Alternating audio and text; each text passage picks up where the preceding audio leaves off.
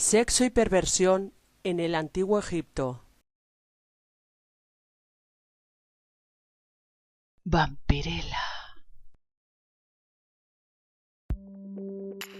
Los egipcios creían que en el origen de todo estaba Atum, el dios del sol, quien se dio placer a sí mismo, y al verter su fluido vital, engendró a dos divinidades, Chu y Tefnut, que hicieron el amor y dieron lugar a una nueva generación de dioses. Estos iniciaron una rueda de relaciones sexuales que culminó en la creación del universo, tal y como lo conocían. Incesto, adulterio y divorcio han sido considerados como desviaciones por las religiones posteriores, pero en Egipto los valores sexuales parecían más relajados. Una de las claves reside en las características geoclimáticas del país. La vida en Egipto era precaria, las sequías frecuentes, la mortalidad infantil era muy alta, la fertilidad de la tierra y de sus habitantes una preocupación constante. Los egipcios no podían ser restrictivos ni siquiera en materias sexuales. Todas las representaciones de la actividad sexual son positivas. Son consideradas fuente de creación, fertilidad y en muchos casos de protección. Nunca se contemplaba desde un punto de vista negativo. Basándonos en la imaginería y los relatos mitológicos, podemos afirmar que la sexualidad era una parte esencial del día a día y que no se limitaba a una esfera de intimidad o clandestinidad como ocurre ahora. A pesar de que sería un error contemplar esta sociedad como una utopía sexual, habría que enfatizar el hecho de que se trata de una cultura de hace varios miles de años.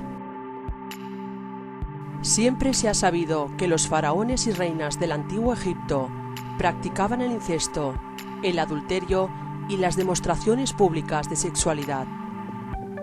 Además, se están descubriendo evidencias de que la sexualidad era indispensable para toda la sociedad egipcia. Entre los egipcios, el divorcio era tan frecuente como el matrimonio.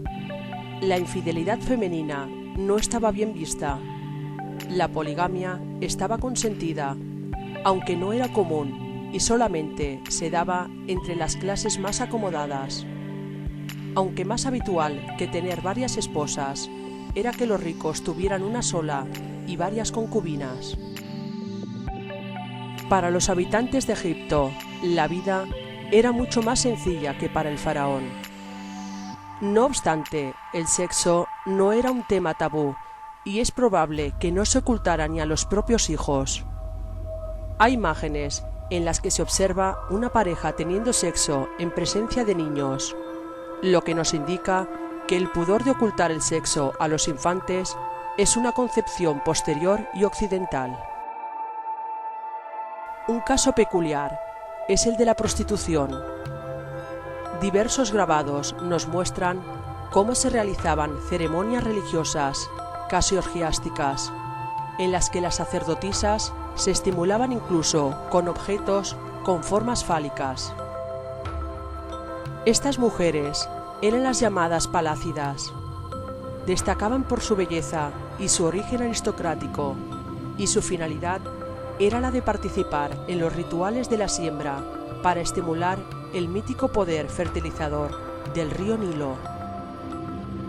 Su derivación más mundana eran las prostitutas comunes, conocidas con el nombre egipcio de Kat Tahut, apelativo muy gráfico, ya que Kat quiere decir vulva. Muchas se rapaban la cabeza para luego ponerse suntuosas pelucas, consideradas un seductor aditamiento, y se pintaban sus ojos con una sustancia negra llamada crol, que contenía plomo entre sus componentes. También eran numerosas las que usaban como distintivo un tatuaje con la figura de Bastet, divinidad que simboliza la alegría de vivir. Los egipcios fueron los primeros en prohibir las relaciones carnales con las mujeres nativas o peregrinas domiciliadas en los templos y demás lugares sagrados de la época. En el antiguo Egipto, algunas mujeres, no siempre prostitutas, conocidas como felatrices, se pintaban los labios de un determinado color para dar a conocer su inclinación por esta práctica. Cleopatra fue la felatriz más famosa del mundo egipcio, pues complacía a cualquier hombre para conservar su belleza y juventud. La masturbación también era una práctica habitual en el antiguo Egipto, pues emulaban a su dios en el acto de la creación. En algunos papiros egipcios datados en el año 1850 a.C., se hace referencia al uso de espermicidas que a lo largo de varios años se vinieron utilizando con este fin: soluciones jabonosas, agua y vinagre, aceites, agua y limón e incluso estiércol de elefante o cocodrilo. Más frecuentes que los burdeles eran las llamadas casas de cerveza, donde tanto hombres como mujeres disfrutaban de la conversación y de esta bebida. Tan popular en Egipto se hizo que los faraones tuvieron que incluirla en el menú de sus obreros. Hay que señalar que las mujeres que allí se reunían para tomar copas no eran prostitutas. Aunque la preeminencia del varón era evidente en la sociedad egipcia, ellas gozaban de una cierta libertad que si se compara con su situación en otras sociedades antiguas. Y entre sus libertades estaba la de gozar de la vida social, de la bebida y de sus consecuencias. Resulta conveniente decir que la embriaguez también parece que era una realidad entre la población femenina. De hecho, hay una tumba tebana en la que se ha encontrado un grabado que muestra a una mujer ebria que vomita mientras es atendida por una sirvienta. Pero esta libertad tenía sus límites. Numerosos poemas eróticos nos muestran que hombres y mujeres flirteaban en estos locales con total impunidad, e incluso en ocasiones se deslizaban a los patios traseros para hacer el amor. Ni qué decir tiene que este tipo de relaciones eran toleradas siempre que la mujer fuera soltera. En el caso de estar casada, el marido podía repudiarla e incluso matarla. La cultura egipcia, a pesar de ser una sociedad con escasos tabúes sexuales, todo parece indicar, ante la escasez de fuentes arqueológicas, que la homosexualidad no estaba bien vista, al menos de cara al público, aunque parece ser que pudiese estar tolerada de puertas para adentro, ya que no existen condenas o castigos por sodomización. Muchos estudiosos señalan que la prostitución masculina y la homosexualidad en Egipto estuvo ligada en la época romana tardía.